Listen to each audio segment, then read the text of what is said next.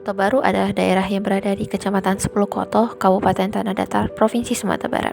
Berdasarkan data yang didapat dari Kepala Jorong, jumlah penduduk yang tinggal di Kota Baru sebanyak 2.800 jiwa dan 80% mata pencaharian masyarakat Kota Baru adalah petani, sehingga Kota Baru menjadi salah satu daerah yang memiliki pasar sebagai pusat distribusi penjualan sayur. Kegiatan pemilahan, penjualan, dan distribusi sayur menghasilkan sampah organik berupa sayur-sayuran, dan sampah dibiarkan begitu saja tanpa ada pengolahan yang tepat.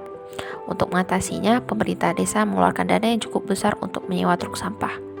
Saat ini, harga pupuk kimia sedang melonjak sehingga masyarakat membutuhkan biaya yang besar. Efek peningkatan harga pupuk tersebut menyebabkan harga sayuran juga meningkat. Permasalahan yang dihadapi warga petani Kota Baru. Banyak di antara petani mengeluh tentang mahalnya harga pupuk dan tidak sesuai dengan hasil panen mereka. Saya harap dari pemerintah untuk diturunkan harganya.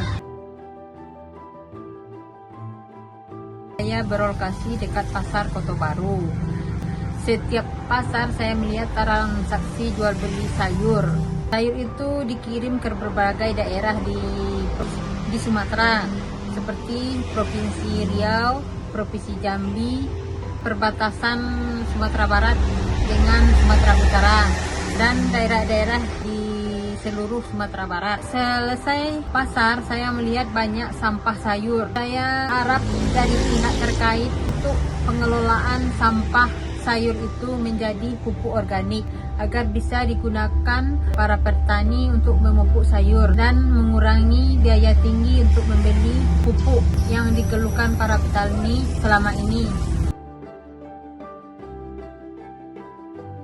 Jadi di dalam pertanian atau pada tanaman lah katakan begitu, itu ada 3 pupuk dasar sekali yang sangat dibutuhkan oleh tanaman. Itu namanya NPK, nitrogen, fosfor, kalium. Selanjutnya, untuk apa itu NPK itu nitrogen, fosfor, kalium? Ini secara garis besar saja. Jadi N itu nitrogen, itu biasanya itu sangat dibutuhkan tanaman untuk perkembangan daun. Nah, jadi nanti daunnya itu bisa jadi hijau, bagus begitu. Itu nitrogen biasanya. Dan kemudian kalau fosfor itu biasanya untuk batang. Walaupun daun perlu fosfor juga ya, tetapi itulah lebih banyak diperlukan pada batang begitu fosfor. Kemudian kalium itu untuk buah biasanya. Ya, jadi nitrogen itu sekali lagi untuk daun dan juga kadang akar, ya akar juga perlu nitrogen ya. Kemudian fosfornya itu untuk batang, lalu kaliumnya untuk buah. Jadi kalau kekurangan kalium pada tanaman kita, buahnya bisa kerdil, kecil begitu, tidak bagus,